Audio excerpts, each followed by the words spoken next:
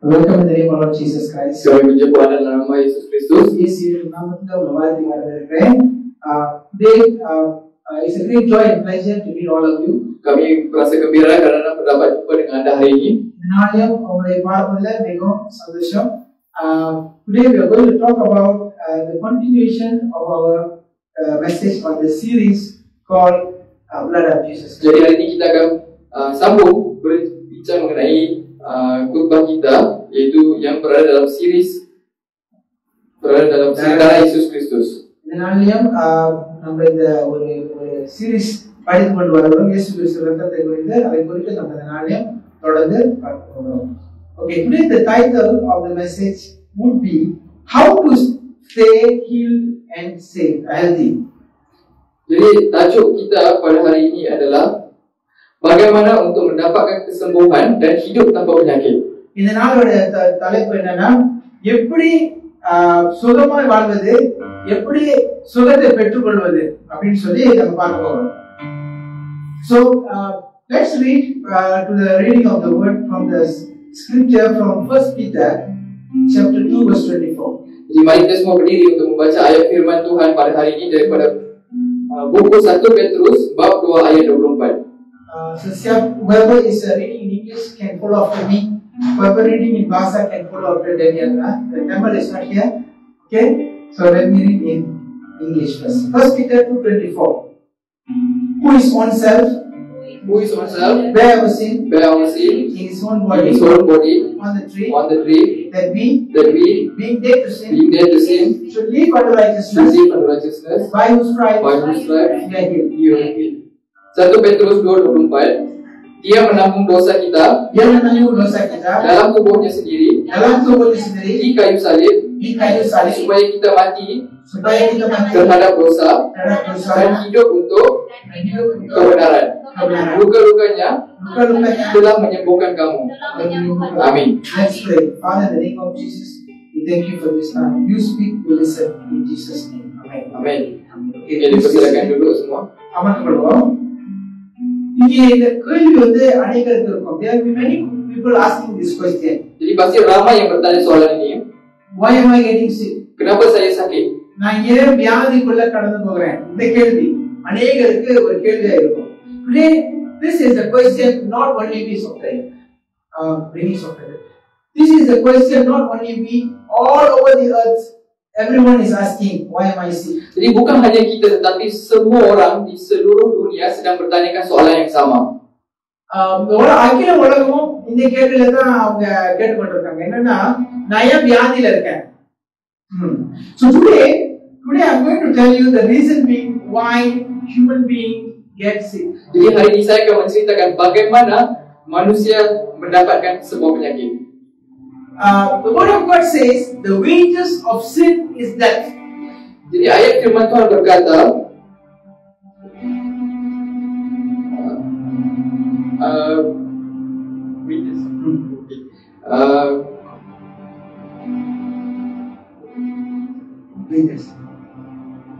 akibat daripada dosa adalah kematian. Okay, so all human beings are designed to die. Jadi semua manusia dicipta untuk mati. இதனால நீங்க பாத்தீங்கன்னா எல்லா மனுஷர்களும் பூமியில பிறந்த மனுஷர்கள் கட்டாயம் என்ன செய்யணும்? ஒரு காலம் தான் மரித்து போகணும். அது வந்து நம்ம இயற்கைன்னு சொல்லுவோம். Today we call it as a nature of life. Jadi hari ini kita menyebutkan perkara ini adalah satu kebiasaan. But we need to understand there's a process in between your birth and death. Jadi kita perlu faham ada sebuah proses di antara kehidupan kita dan kematian kita. Kelahiran sampai kematian. So if this process in between does not take place, you are not going to die. Jadi kalau proses di tengah ini tidak berlaku, maka kita tidak akan mati. இந்த நடுவுல இந்த நடக்கிற இந்த காரியம் மட்டும் நடக்கலனா நீங்க சாக மாட்டீங்க. அதனால தான் இந்த காரியம் நடக்க வேண்டியிருக்கு. So today what am I trying to tell is when you are born on this earth, you come with a clean paper, as a clean paper. Jadi apabila kita dilahirkan di dunia ini, kita lahirkan secara sempurna tanpa apa-apa kesalahan, tanpa apa-apa dosa. பூமியில நீங்க பிறக்கும்போது சுத்தமா எந்த ஒரு கரைத்தரை இல்லாம தான் பூமிக்கு நீங்க வரீங்க. Okay, however while you become growing bigger and bigger and bigger, you learn a lot of tricks from your surrounding, from your families, from your teachers, from the people around you, all the tricks you got along your life. Tetapi apabila kita sedang membesar, kita belajar banyak trik daripada persekitaran kita, daripada kawan-kawan kita, daripada keluarga kita, daripada orang di luar sana. நம்ம பிறக்கும்போது நம்ம பரிசுத்தம் பிறந்தாலும் நம்ம வயசாக நம்ம சுத்தி இருக்கிற ஆட்கள் முதல்ல வந்து நம்ம ஃபேமிலி மெம்பர்ஸ், அப்புறம் கொஞ்ச நாள் போயிட்டீங்கன்னா நம்மளுடைய வாத்தியாரு, அப்புறம் கொஞ்ச நாள் நம்மளோட நண்பர்கள், அப்புறம் கொஞ்ச நாள் நம்மளோட வேலை செய்யறவங்க எல்லாம் நம்மளுக்கு அநேக காரியங்களை கற்றுக் கொடுப்பாங்க. இந்த காரியம் கத்துக்க நம்ம நினைப்போம் நம்ம ஸ்மார்ட் ஆயிட்டோம்னு, but actually we are learning the wrong thing at most of the time. Jadi apabila kita belajar perkara baru ini, kita ingatkan bahawa kita sudah pandai, tetapi sebenarnya kita sudah ditipu sebenarnya. Most of the time, the education is giving us knowledge. Jadi selalunya pembelajaran yang kita belajar di sekolah ini memberikan kita pengetahuan. However, not only the knowledge we receive, we also receive the bad influence. Tetapi bukan saja kita menerima ilmu pengetahuan itu, tetapi kita juga menerima perkara-perkara buruk apabila kita belajar dengan kawan-kawan kita. And this influence makes us to sin. Dan pengaruh ini yang membuatkan kita untuk membuat dosa. இப்படிப்பட்ட நமக்குள்ள ஏங்குகிற அந்த காரியங்கள் நம்ம என்ன செய்யணும், பாவத்துக்குள்ள ஒண்டி தள்ளுது.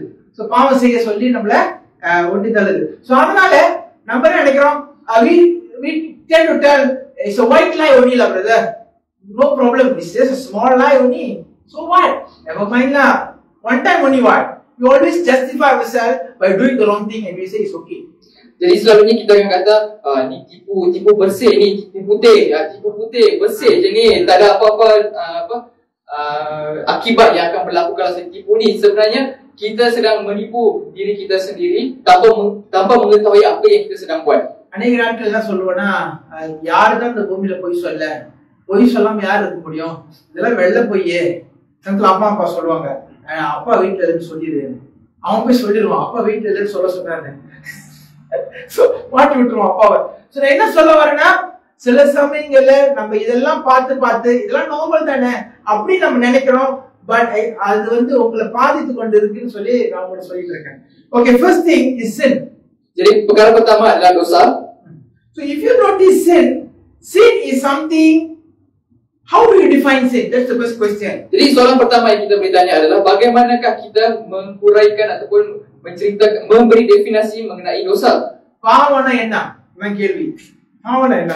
நம்ம பார்த்துட்டோம், ஐயோ பாவம் அவரு, ஐயோ பாவம், அந்த பாவம் இல்ல. ஓகே, பாவம்னா என்ன? இதை நம்ம கத்துக்க போறோம். முதல்ல sin is not doing what God asked you to do. Jadi dosa adalah melakukan sesuatu perkara yang bukan not doing adalah what God asked you to do. Okay. Adalah satu tidak membuat apa yang Tuhan arahan-arahan yang diberikan oleh Tuhan. So for example, God says, honor your father and the mother. Contoh yang pertama adalah hargai dan menjagalah ibu bapa kamu. அம்மா அப்பாவையும் நீ கனம் பண்ணுன்னு வசனம் சொல்லுது. ஆனா நம்ம என்ன செய்றோம், கனவை தலையில தூக்கி கல்ல போட்டுறோம் இல்லையா? ஐயோ உங்களை இல்ல சொல்ல வச்சுக்காதீங்க. சோ என்ன நான் சொல்ல வரேன்னா, when you don't do what God asks you to do, that is a sin. Apabila kita tidak melakukan apa yang Tuhan suruh, maka perkara itu adalah dosa. God says, do not kill. Tuhan berkata jangan membunuh. நம்ம சமுத்திர சொல்றா, நீங்க கொலை பண்ணாதீங்க. நான் எப்ப பாசம் கொலை பண்ணேன்? ஆனா உன் வாயிலே கொலை பண்ற. என்னது? அவனை பத்தி அவன் தெரியுமா, அந்த பிரதர் தெரியுமா, அவர் இப்படி, அந்த அங்கிள் தெரியுமா, அவர் இப்படி. Gossip. This is killing. And God says, when you want to talk about people, you make sure you have a recommendation, or else don't open your mouth. Jadi Tuhan lalu kita kata, pastor saya mana? Saya tak ada bunuh orang sesiapa, tetapi kita selalunya membunuh orang daripada mulut kita dengan bergosip, cakap buruk. Tahu tak, saudara tu kan buat macam ni tau, oh dia buat macam ni. Jadi dengan melakukan sedemikian, kita sebenarnya membunuh orang itu. Dan perkara inilah yang disebut sebagai dosa. சில சமயங்கள்ல நம்ம என்ன பண்றோம்னா, நம்மளுக்கு தெரியாமலே பேசுறோம் மத்தவங்களை பத்தி. ஆனா அந்த மாதிரி தெரியாம பேசும்போது ரொம்ப இனிமையா இருக்கும். தேனிலும் மயிலும் அந்த மாதிரி ஒரு எண்ணமே. என்னது அப்படியா, எடுத்துட்டானா, எடுத்து ஓடிட்டானா, எப்ப யாரு கூட, ஐயோ அப்படி. கடைசியில கேட்டா சீரியல்னு சொல்லுவாங்க. அந்த கதை உங்களுக்கு தெரியும். என்ன உங்களுக்கு சொல்றேன்னா, it is so juicy and so nice when you talk about other people and you talk about evil about others. Jadi kadang-kadang kita tidak sedar yang kita sedang menceritakan mengenai orang lain, dan apabila orang lain sedang bergosip tentang orang lain, kita rasa perkara itu sebagai satu perkara yang menarik, satu perkara yang sangat seronok untuk kita lakukan. Oh, dia buat macam ni, oh lepas tu macam ni, oh lepas tu macam ni. Jadi benda itu sangatlah menarik buat anda sampai yang kita tak sedar yang kita sedang berinteraksi melakukan dosa itu. So that is called sin. Dan itulah yang kita panggil sebagai dosa. The thing that God asks you to do and you don't do it, that is sin. Perkara yang Tuhan suruh kita buat tetapi kita tidak lakukannya, itulah dosa. பாவம்னு சொன்னா ஆண்டவர் உங்களுக்கு சொன்ன காரியத்தை நீங்க செய்யாம இருக்கிறதே பாவம். அப்படின்னா அநேக நேரம் நீங்க யோசிப்பீங்க, ஆண்டவர் என்ன சொல்றாரு, நல்லது செய்ய, நல்லது பேசு, ஆபீஸ்ல திருடாத, நேரத்தை வேஸ்ட் பண்ணாத, ஒழுங்கா படி, டைம் ஒழுங்கா மேனேஜ் பண்ணு. நீங்க அதை செய்யறதுனால நீங்க பாவம் செய்றீங்க. It's already a sin. Okay, jadi sekarang itu yang kita panggil sebagai dosa kerana contoh Tuhan sudah memberitakan kepada kita, kamu pergi kerja dengan elok-elok, pergi belajar elok-elok, buat benda baik dengan orang lain. Tapi apa yang kita buat? Kita buat semuanya berlawanan dengan apa yang Tuhan suruh. So that is called as sin. Okay, I have already explained to you what is sin. Jadi itulah yang kita panggil sebagai dosa. What is iniquity? Jadi apa pula iniquity? Jadi apa pula dalam bahasa Inggeris iniquity? Okay, தமிழ்ல என்னது அக்கிரமம் கேட்டீங்களா? அவனா அக்கிரமக்காரன்பா. தமிழ்ல சொல்ல சிக்கல் இருக்கு. அவன் அக்கிரமக்காரன்பா கேட்டீங்களா? அக்கிரமம்னா என்ன? அதான் நீங்க பேசிட்டு இருக்காங்க. Jadi dalam bahasa Melayu disebut sebagai kemungkaran. Jadi kemungkaran. Apa itu kemungkaran? Kita akan belajar sekarang. Okay. Iniquity is simply doing the wrong thing, doing a sin continuously again and again without repentance. Jadi kemungkaran adalah sesuatu perkara di mana kita melakukan satu dosa itu berulang-ulang kali tanpa bertaubat. Hari ini cakap jangan tipu lagi. Cakap jangan tipu lagi. Cakap jangan tipu lagi. Cakap jangan jahat buat lagi. You keep doing the same thing again and again and again and again. It will become an iniquity. Jadi kita melakukan satu dosa itu berulang-ulang kali. Jadi apabila kita melakukan sedemikian, itu dipanggil sebagai kemungkaran. Why it is called iniquity? Because that will transfer into your DNA. That means your children is going to do the same thing what you did. Jadi apabila kita melakukan perkara itu sampai ia menjadi satu kemungkaran, maka perkara yang kita buat itu, kemungkaran itu akan masuk ke dalam genetik kita. Di mana apa yang kita buat, anak kita juga akan buat benda itu. And many doctors will say, this heart attack, all my father heart attack, mother heart attack, everybody heart attack, my heart attack, all attack come from the generation. I say, sorry brother, it is not your family, it is iniquity. So kadang-kadang doktor akan berkata ni macam, oh kamu ada penyakit jantung, kamu ada sakit jantung, secara keturunan semua jenis penyakit yang datang secara keturunan, jantung, nenek semua orang ada penyakit itu. Jadi saya pun ada penyakit itu. Jadi pastor kata itu semua bukan datang daripada genetik, tetapi daripada kemungkaran yang datuk nenek kita buat itu. Kita praktis apa yang dia buat dengan keadaan tidak sengaja dan tidak tahu akan apa yang kita buat. We are already used to it and we say nothing wrong. Everybody do it. So I also do it.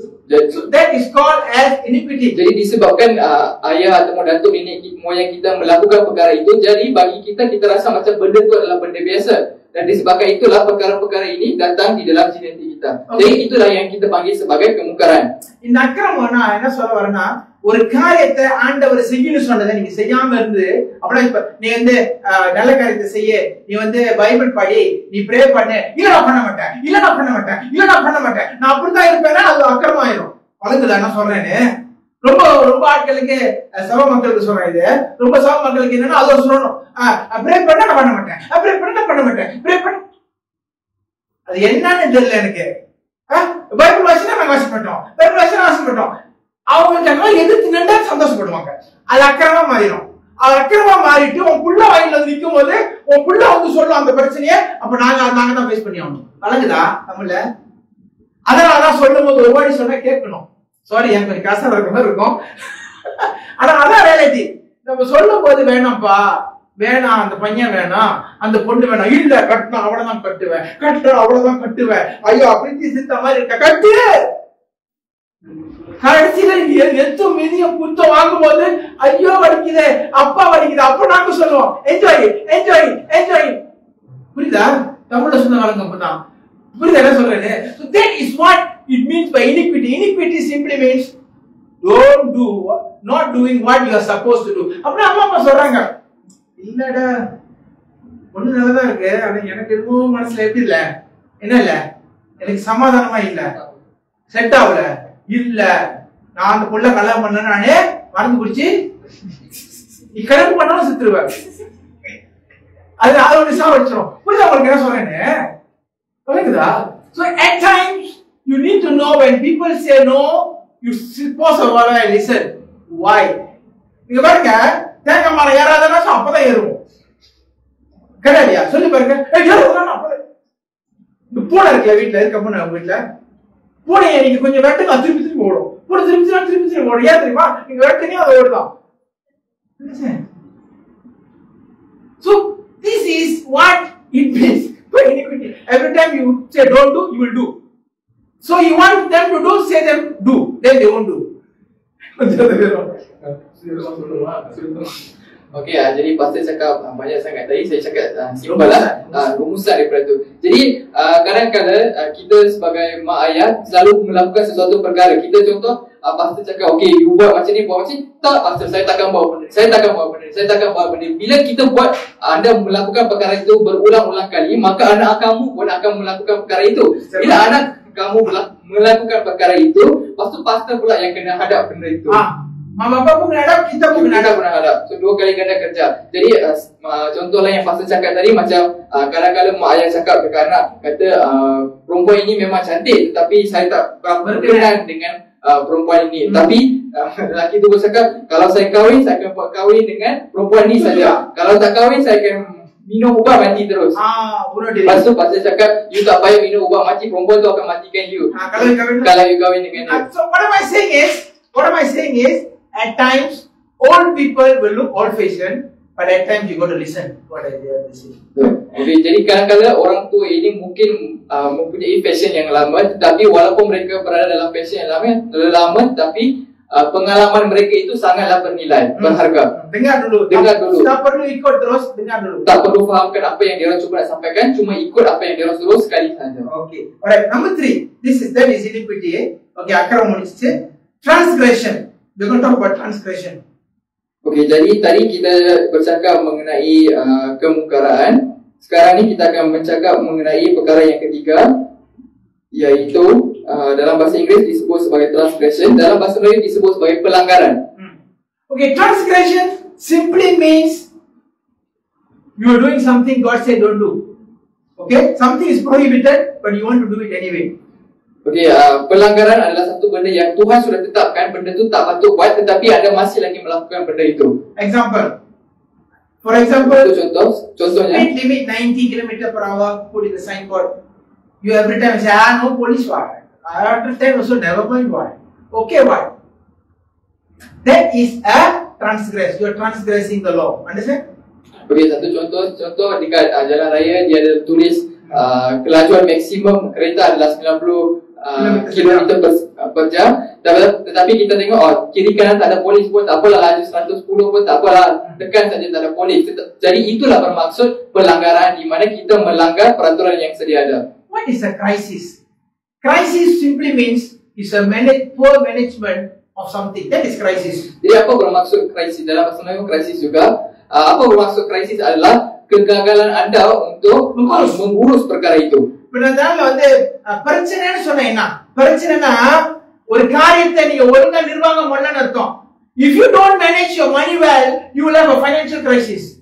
Kalau anda tidak tahu untuk menjaga, mengurus kewangan anda, maka anda sentiasa tidak akan memiliki wang itu. If you are saying you are having a marriage crisis, means you don't know how to manage your relationship with your wife and children. That's the meaning.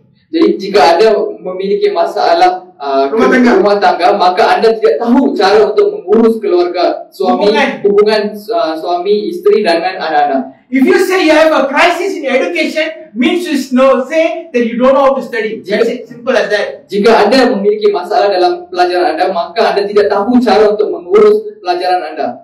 So if you are saying all the time busy, nowadays small baby also say busy. Okay, that means you don't know how to manage your time. Wow. Jadi hari ini kalau kita kata yang kita ni sentiasa sibuk, maka anda tidak tahu cara untuk mengurus masa anda. What is the meaning of busy? Busy simply means you are not my priority. Jadi apa maksud sibuk? Sibuk adalah bermaksud kamu bukanlah keutamaan saya, sebab itu saya sibuk. யார் அவங்க வந்து எனக்கு ரொம்ப பிஸியா இருக்கேன்னு சொன்னா அர்த்தம் என்ன தெரியுமா? நீ எனக்கு முக்கியம் இல்லைன்றாங்க. Jadi bagi sesiapa yang kata saya terlalu sibuk, bermaksud dia juga nak sampaikan kepada anda bahawa awak bukanlah keutamanya. புரியுதா உங்களுக்கு? அவங்க உங்களுக்கு முக்கியமா இருந்தாங்கன்னா அவங்க எப்படி நேரத்தை கண்டுபிடிச்சிருவாங்க. Kalau orang itu sangatlah penting kepada anda, maka dia akan mencari masa untuk melakukan perkara itu. Busy is a lie. Sibuk adalah satu penipuan. யாரெல்லாம் வந்து எனக்கு நேரம் சொல்றாங்களோ நீ நல்லா டூப் போடுற அர்த்தம். எங்க என்கிட்ட வந்து கூடாது. Means to say 8 hours தூங்குறோம். 8 hours வேலைக்கு போறோம். மீதி 8 hours என்ன பண்ற? யோசிச்சு பாருங்க.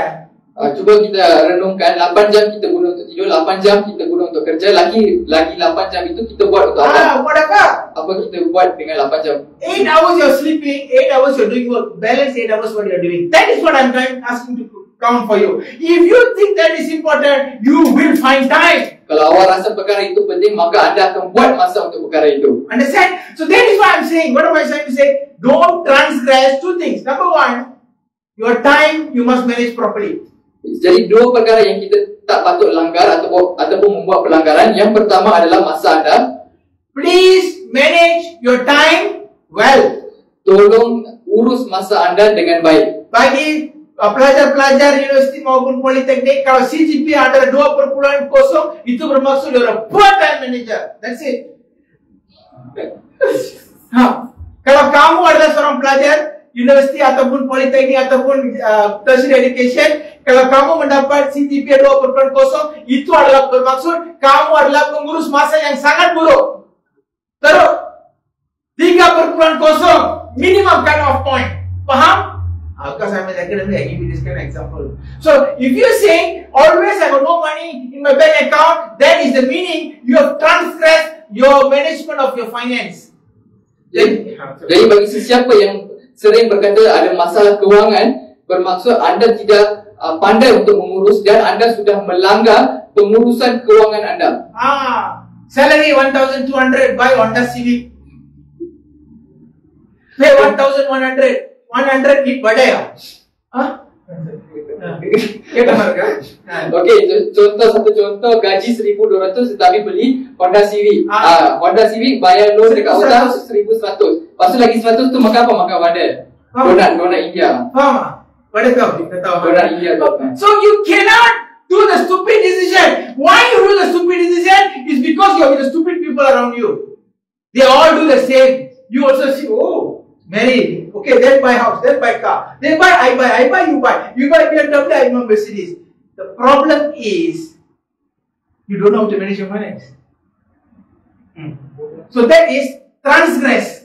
Jadi, bila anda tidak sepatutnya melakukan keputusan yang bodoh yang tidak patut, yang kurang bijak. Kenapa anda buat keputusan yang kurang bijak itu? Disebabkan anda berada bersama dengan orang yang kurang bijak yang membuatkan anda mengambil keputusan yang kurang bijak. Dan disebabkan itu anda dan dia juga, kalau dia kata dia nak beli BMW, kita pula beli Mercedes. Disebabkan dia nak beli iPhone, you pula beli iPhone pula. I've seen students, they go and buy Apple 15 Pro Max 8,000 ringgit Malaysia. Saya pun tak pakai. Dia beli, saya tengok, oh my god. Okey, Pastor pernah tengok pelajar saya, pelajar Unimap yang menggunakan iPhone 15 Pro Max 8,000, harga 8,000. Pastor pun tak pakai phone mahal tu. I asked him how you buy. No, the kedai give me loan. So it's 8,000. After the loan become 15,000. I say very smart like you. Jadi pastor bertanya kepada pelajar tu, macam mana you beli 8,000 ni? Saya pun tak ada duit banyak tu. Lepas tu pelajar tu pun cakap, saya beli secara ansuran pastor, sebulan bayar 200-300 macam tu. Nanti cukup 2-3 tahun saya bayar balik dekat dia 16,000. Kamu sangatlah bijak. Pastor kata, you beli style punya pasal. Ambil gambar dekat cermin. Style punya pasal. Dia bukan nak tunjuk muka, dia mau tunjuk dia punya iPhone. Hi brother, this is a poor financial manager. That is where you don't have money all the time. Jadi itulah bukti yang anda adalah seorang pengurus kewangan yang teruk, kerana anda tidak mempunyai wang dan anda gagal untuk mengurus kewangan anda. For those people or married people, before you marry, you will say, oh, you are my this and that and this. After you marry 6 months, you start looking for another woman. Oh, okay. Orang yang ni orang yang bujang yang belum kahwin, yang nak kahwin sebelum kahwin dia kata, oh you ni lah segalanya buat saya, paling cantik lah itulah ini. Tapi lepas 6 bulan kahwin, lepas tu dah mula cari untuk perempuan lain. You know, this is the problem with human being. Every time they want new things, they cannot be satisfied with the whole thing. Once they see the whole thing, they want to change a new one. Okay, jadi inilah masalah manusia di mana mereka sentiasa tidak akan puas dengan barang lama. Kalau barang tu dah lama, dia akan fikir nak tukar yang baru, tukar yang baru. Barang boleh, bini tak boleh. Halo, dengar. Things can be changed, wife cannot be changed. புரியுதா உங்களுக்கு? ஒரு வாட்டி கல்யாணம் பண்ணி யோசிக்கணும். சாவர வரைக்கும் இவங்க கூட தான் சொல்லி நீ யோசிக்கணும். நீ யோசிக்காம நீ நல்லா இருக்கு, நல்லா இல்லையா, வத்தலும் தொத்தலும் எழுதிடாத. ஏன்னா 6 மாசம் கழிச்ச கடவுளே உனக்கே பிடிக்காது. ஐயோ கடவுளே. Okay, sebab itu sebelum kahwin anda perlu fikir banyak kali, dengan dia nikah yang saya perlu habiskan kehidupan saya sampai habis. Jangan pula 6 bulan lepas, jangan pula cakap tak kisahlah dia tu buruk ke macam mana sekalipun saya terima dia. Nanti lepas 6 bulan mula untuk cari yang baru. Dah rasa bila tengok balik bini you rasa ni ke bini saya. Love is blind. Cinta itu buta. Kenapa? Lepas kahwin 2 minggu mata suruh buka. Oh God, saya tertipu. Lepas habis percintaan 2 minggu saja. Kadang bukan 2 minggu, 1 malam pun sudah. Next day kata, oh my God, I've been cheated. Divorce, pastor, divorce. I want divorce. Saya biasa handle case macam tu. Hari kedua kahwin, terus datang jumpa, pastor, we want divorce. I say, what? Only 2 days, 80,000 ringgit spent. Divorce. What happened? What happened to you? They didn't give me that. Jadi pastor cakap dia pernah handle counselling di mana dia orang baru je kahwin 2 hari. Hari tu hari kedua lah. Dapat datang jumpa dengan pastor, kata, pastor saya nak cerai pastor. Apa yang cakap you nak cerai? Dah habis 80,000 untuk kahwin, sekarang nak cerai pula hari kedua baru. Bukan je 1 minggu, 2 hari je. Rende aja kaya mani. Once எனக்கு விவாகரத்து வேணும் அப்படி சொல்லி கேக்குறாங்க. நான் சரி விவாகரத்து போட்டு சொல்ல பண்ணி என்னடா பேசுற நீ? இல்ல நான் ஏமாத்தப்பட்டேன். Pastor dia cakap alasannya saya telah tertipu pastor. நான் சொன்னேன் இப்பதான் உனக்கு கண்ணு திறந்துச்சா? இவரு நான் பிளைண்ட்ல இருந்தேன். ஆமா pastor, பிளைண்ட் தான். அதான் பிளைண்ட். அதனால நான் உங்ககிட்ட என்ன சொல்றேன்னா, எந்த தீர்மானம் எடுத்தாலும் கண்ணை திறந்து தீர்மானம் எடு.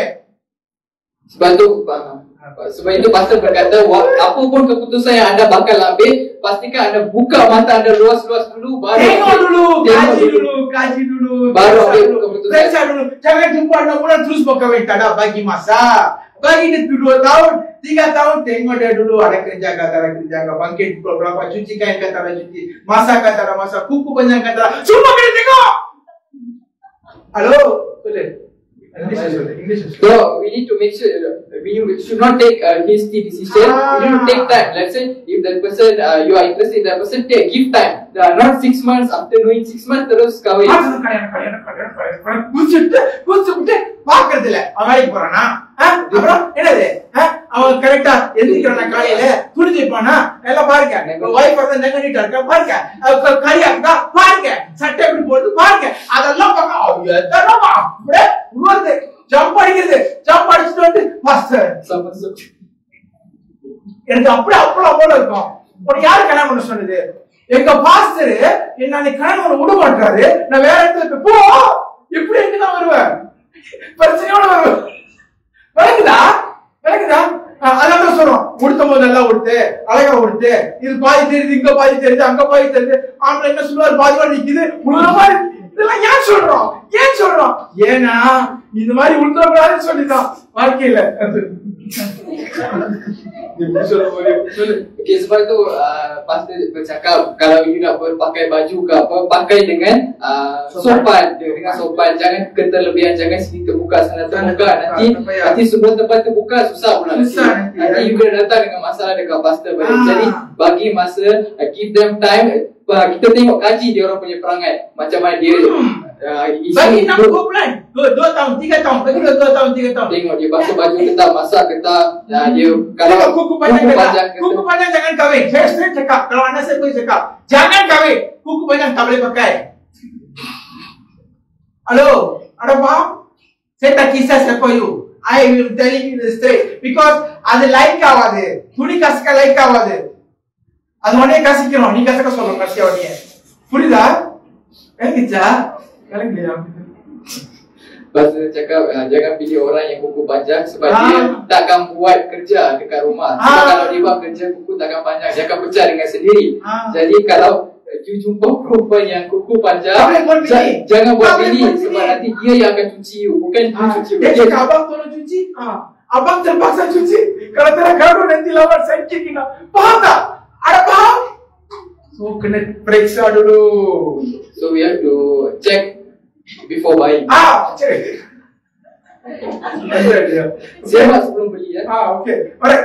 Transgression simply means when God say no, you want to do. That is transgression. Jadi pelanggaran adalah satu benda di mana Tuhan cakap jangan, tetapi kita langgar juga perintah Tuhan.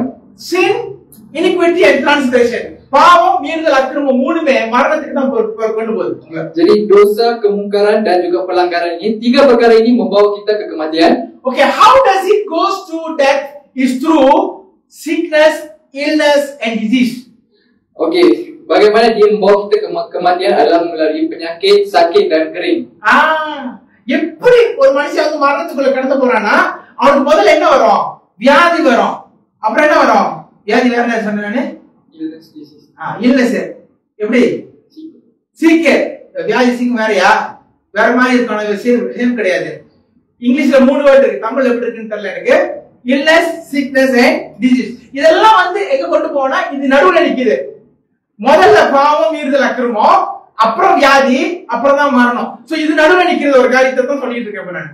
Okey, jadi dosa, kemungkaran dan juga pelanggaran itu berada di awal. Lepas tu di tengah itu adalah dosa, adalah sakit, penyakit dan juga kering. Dan yang lepas tu yang terakhirnya adalah kematian. Faham? Jadi sebelum kematian biasanya orang akan melalui satu fasa berpenyakit. Faham? Apna நீங்க மரிக்கிறதுக்கு முன்னாடி நடுவுல வந்து ஒரு ஃபேஸ் இருக்கும். என்ன ஃபேஸ்னா you will be having a phase called ill or you're diseased. Okay? Or you're sick. Okay, let me explain what is disease. Pastor akan terangkan apakah maksud penyakit. Disease is usually reversible discomfort, some condition which is not making you enjoy your life, but it is reversible. Jadi penyakit adalah satu benda di mana kita rasa tidak senang dengan perkara itu, tetapi kita dapat mencegah benda itu dan mengubati dan mencegah benda itu. Like dengue fever, whatever fever, cholera, whatever name it. So something or whatever penyakit you have, that one is just causing you discomfort. It's not troubling you. By troubling you, but it is not really causing you anything. But you cannot enjoy life. You cannot walk because of gout. Something that is disrupting your daily activities. That is called disease. Okay, jadi penyakit adalah satu benda yang mengganggu amalan harian kita. Contoh gout yang membuatkan kita tak boleh nak berjalan, ataupun dengue yang membuatkan badan kita lesu. So itu adalah penyakit. Perkara itu ada di dalam diri kita, membuatkan kita susah, tetapi boleh diubati dan boleh dicegah. Sickness is referring, this one according to Oxford, sickness is referring to irreversible condition, kidney failure, lungs failure, what failures? So many things fails. So whenever you are going through something permanent, amputation, leg amputation, hand amputation, this is all permanent. That is associated with sickness. Sickness dalam bahasa Melayu sakit lah. Sakit ataupun kering. Sebab dalam bahasa Melayu dia semua satu perkataan, jadi tak bahasa Inggeris macam bahasa Inggeris. Jadi bahasa sampai saya tak tahu sebab saya pakai Okay, jadi sickness ataupun sakit ini adalah satu kondisi di mana penyakit itu tidak dapat diubati. Maksudnya contoh macam kegagalan buah pinggang, memotong ataupun membuang tangan ataupun kaki. Buang tangan pasal diabetes sebab gangrene. Sebab gangrene bermaksud disebabkan oleh kencing manis menyebabkan bahagian badan itu tak boleh pakai dan langsung. And the other one is called as illness. Dan satu lagi dipanggil sebagai illness. Itu pun sakit juga. Itu pun sakit juga. Okay. So all three. Today I want you to check your life. Are you living in some kind of illness in your life? I'm not talking about physical illness. It could be also be financial illness. It could be also be relationship illness. It could be any condition. Are you living in illness or disease or sickness? Jadi hari ini kita perlu periksa sama ada kita berada dalam 3 kategori itu ataupun tidak. Adakah kita berada di dalam satu penyakit? Penyakit itu tak semestinya penyakit daripada di badan kita. Mungkin kita sakit ataupun berpenyakit daripada kewangan kita ataupun mungkin daripada hubungan kita. So itu semua ada jenis sakit yang berbeza-beza. Jadi kita perlu periksa adakah kita berada mempunyai penyakit sakit yang sebegitu. In called sickness, all the three, there are two categories. One is physically seen in the body. Another one you cannot see. Jadi sakit ataupun penyakit yang kita ceritakan ini ada dua kondisi. Satu melalui fizikal badan kita. Boleh tengok daripada yang kita boleh tengok daripada luaran. Satu lagi tidak boleh. Yang satu lagi kita tidak boleh lihat. அப்படினா உங்க வியாதி வந்து ரெண்டு விதமா பிரிக்கப்படலாம். ஒண்ணு வந்து உங்களுடைய சரீரத்துல நீங்க அதை பார்க்கலாம். ஓகே? அப்படினா ஒரு கட்டி இருக்கும், அப்படிலாட்டி ஒரு புண்ணு இருக்கும், அப்படிலாட்டி ஒரு ஏதாவது ஒன்னு இருக்கும் சரீரத்துல அது பார்க்கலாம். ஒரு சில வியாதிகளை நீங்க பார்க்க முடியாது.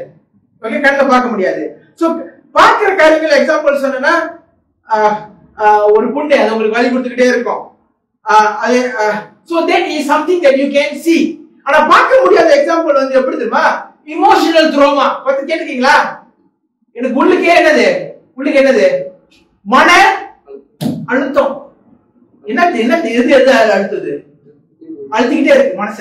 So this is also a disease.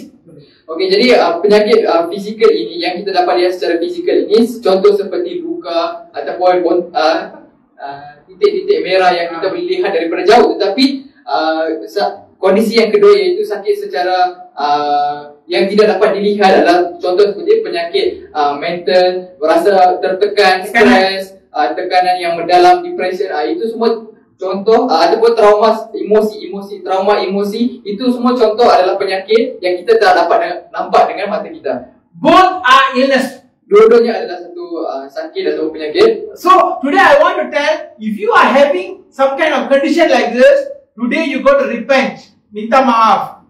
Apa masalah saya? Saya kena kaji dulu diri saya. Muhasabah diri. That's what I'm trying to say. Jadi kalau kita berada dalam situasinya, maka kita perlu membuat kajian terhadap diri kita. Perkara mana yang kita buat salah yang membuatkan kita berada dalam situasi ini. Jadi kita perlu kaji. You got to sit down and check yourself. Take a clean piece of paper, start writing. Morning what I do. After I go to work what I do. After that what I do. After that what I do. Facebook, YouTube, Instagram, apa gram lagi? TikTok, semua ada. Semua masuk. Semua masuk. Lepas itu tengok apa masalah you sebenarnya. It's because there is something that you are doing which you are not supposed to do. And because of that, it comes as a crisis. Okay, jadi kita perlu kaji diri kita supaya kita mudah untuk taubat. Jadi ambil satu kertas putih, lepas tu tulis apa yang anda lakukan pada hari itu. Contoh anda melihat YouTube ke, Facebook ke, Instagram ke, TikTok ke, yang gandaan tadi pastor tinggal dekat pastor je lah TikTok, Snapchat ke apa ke, tengok, tulis, lepas tu tengok apa masalah yang anda sedang lakukan. Kerana jika anda mempunyai satu penyakit itu bermaksud anda melakukan sesuatu yang anda tidak patut, sepatutnya tidak dilakukan, tetapi anda melakukannya yang menyebabkan anda mempunyai penyakit itu. You know what happened? I'm now talking to all the Christian audience. Every time when you do the wrong thing, there is an accuser, which is a demon, will take that accusation, directly go to heaven and go to God and say, this person is drinking too much of alcohol, give him liver failure. He is requesting for a demand. Okay, jadi ini untuk orang Kristian. Jadi bagi orang Kristian, apabila kita melakukan satu kesalahan, maka syaitan akan menulis perkara itu dan membawa ke syurga, ke mahkamah syurga dan meminta Tuhan untuk memberikan hukuman. Contoh, kalau si A ini minum banyak, minum arak banyak, minum arak dengan banyak, maka dia akan minta dekat Tuhan bahawa berikanlah dia kegagalan hati untuk dia kerana dia minum dengan banyak. And the liver failure comes not only because of his drinking, it's because as a verdict been passed in heaven for him to get the disease. Dan kegagalan hati itu bukanlah datang semata-mata disebabkan dia minum sahaja, tetapi disebabkan Tuhan sudah memberikan keputusan untuk memberikan dia penyakit itu. Jadi disebabkan itu dia dapat penyakit itu. And some of you, I don't know, youngsters, they eat eggs, so many eggs. I don't know what's the problem with them. One tray of egg one day can finish. 24 egg one day can finish. Not 1 week, one tray one day can finish. So they buy five trays. So 1 week they finish 5 trays. I say, you nyanda telur kah? Okay, setengah remaja dia orang boleh menghabiskan 24 telur dalam satu hari. 24 telur. Jadi dia akan beli 5 tray yang besar itu untuk satu minggu. Lepas tu pasalnya you ni berniaga telur ke sekarang ni? Supply telur. They say, no pastor, I am doing what? Body building. நான் சொன்ன ரொம்ப ஜாபகம் body building. இப்ப அவன் body building பண்ணிட்டு 25 வயசுல அவன் ஹார்ட்ல 2 பிளாக் பாஸ்டர் ஸ்டண்ட் போட்டுருக்கான். போடு ஸ்டண்ட். ஏன் தெரியுமா? ஒண்ணு ஏன் சாப்பிட சொல்லுங்க முட்டைய சாப்பிடு. பழகுதா? தமிழ்ல சொல்றேங்க. Okey, jadi pastor budak tu pun cakap dekat pastor tu, dah pastor saya makan ini untuk nak bina badan saya, untuk jadi berotot-otot. Pastor tanya, buat apa you nak bina otot sekarang?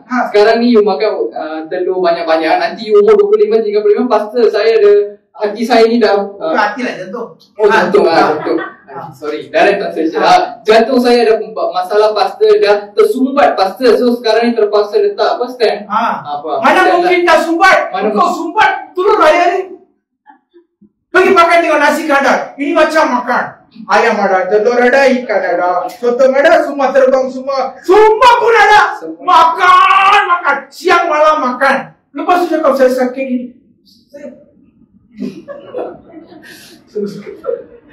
Semua yang terbang, semua yang berenang, semua yang berjalan, semua ada di atas makan. Makan bukan 2-3 kali, di mana-mana ada lampu di situ dia makan. My friend told me a joke. Say, pastor, we only light eaters. I thought it was a light eaters. So, ada kawan pastor dia cakap, pastor saya ni seorang yang makan dengan sedikit. Pastor yang, sebab light ada dua maksud, satu cahaya, satu lagi sikit. So, pastor ingatkan dia cakap pasal dia makan sikit. But I told that boy, I don't see you eating little, you're eating a lot. No, you got it wrong all the way.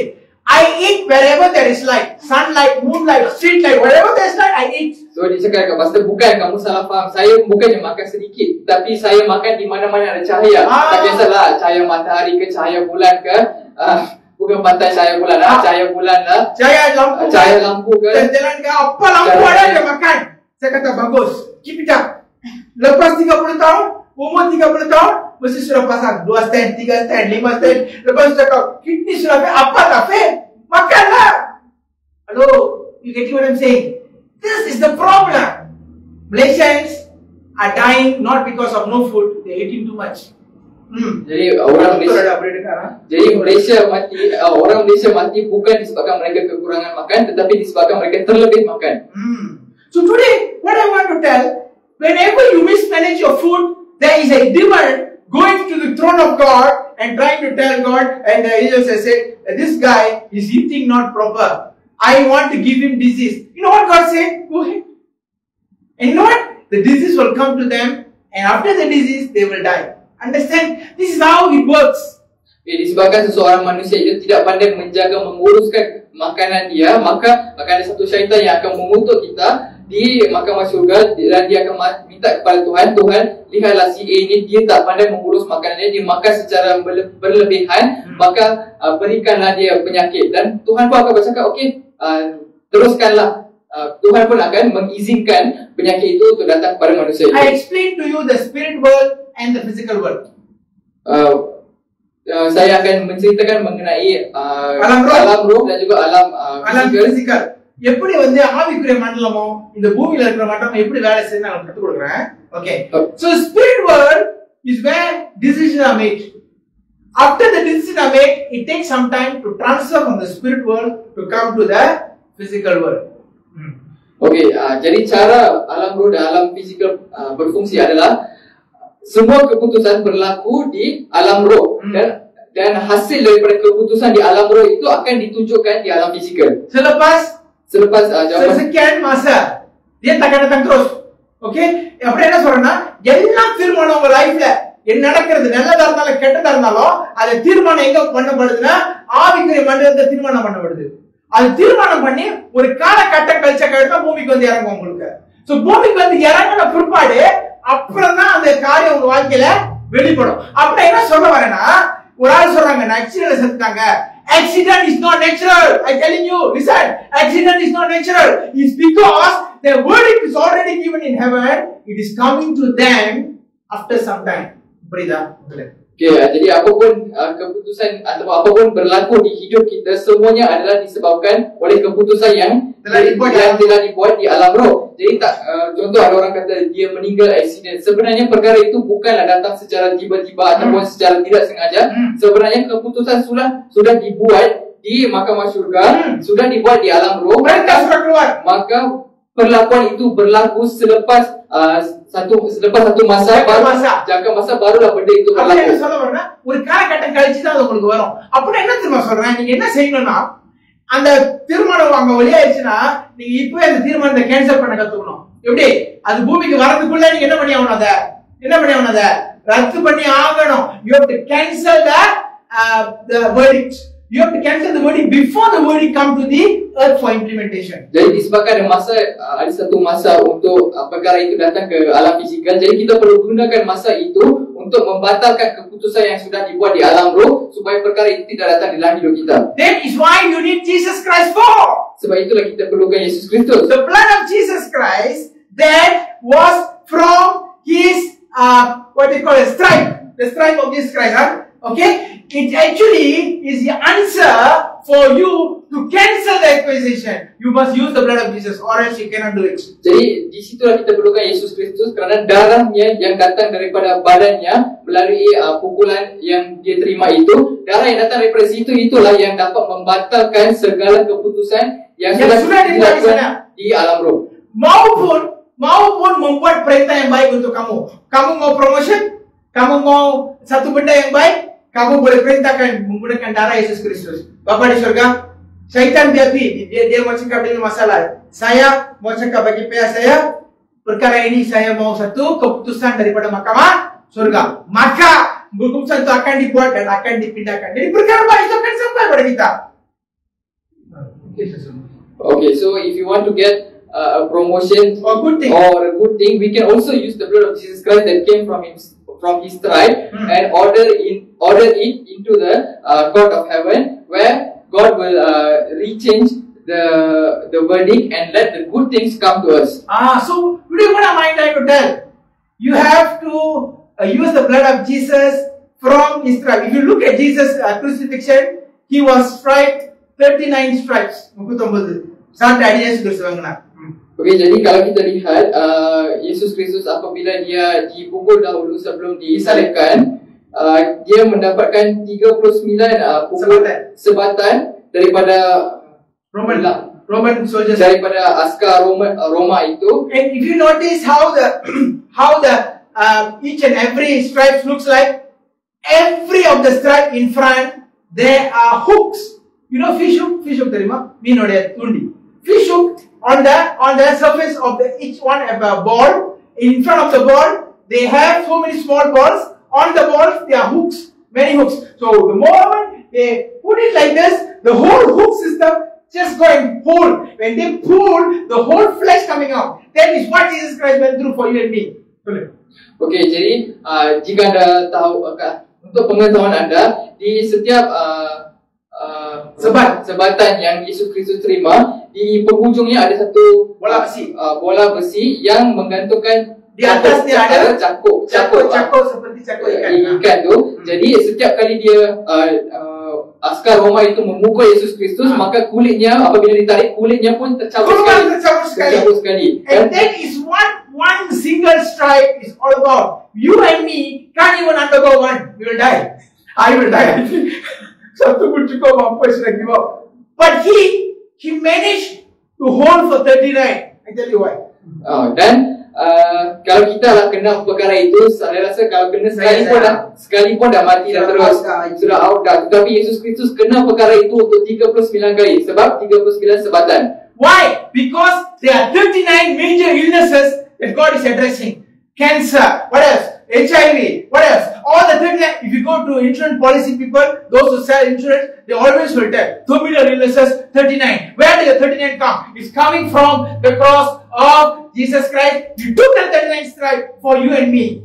Jadi dia ambil 39 sebatan itu bukan untuk dirinya, tetapi dia ambil untuk menghapuskan semua 39 penyakit yang berbahaya, 39 penyakit yang terminal. Yang terminal, yang sangat teruk. Sebab tu bila kita tengok orang insurans bila dijual, dia kata, oh ni semua penyakit terminal. 39 kita sudah cover. Apa you cover? 39 you cover duit. Nyawa you tak cover. You kasih mati dulu baru bagi duit. You kasih sakit baru bagi duit. Saya bila sakit saya tak mau duit. Makan pun tak boleh, tidur pun tak boleh, apa mau duit for?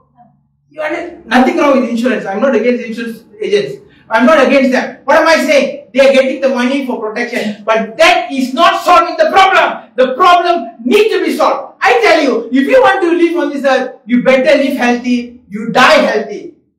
Jadi kalau anda nak hidup dalam bumi ini, di atas permukaan bumi ini, pastikan anda hidup dengan kesempurnaan, tanpa penyakit, mati pun dengan cara yang sama, tanpa sebarang penyakit. Faham maksud saya apa yang saya cakap macam ni? Contoh. You hidup very happy, 1 minute, you pergi tidur, hari kedua, tak bangkit. Switch. Semua orang pun tak tahu. Tiba-tiba, tak bangkit, sudah mati. Dia orang 2 hari saja menangis, hari ketiga abira. Faham? Okay?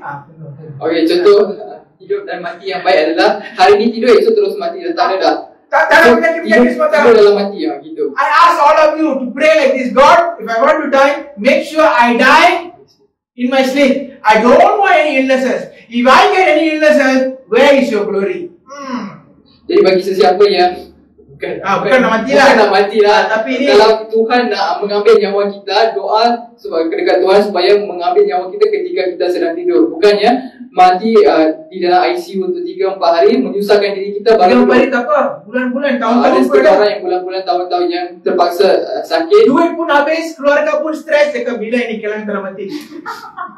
Ada faham? It cannot be this way. It cannot be supposed to be that way. It has to be the other way around. Today, if you want the solution, you pray before you get sick.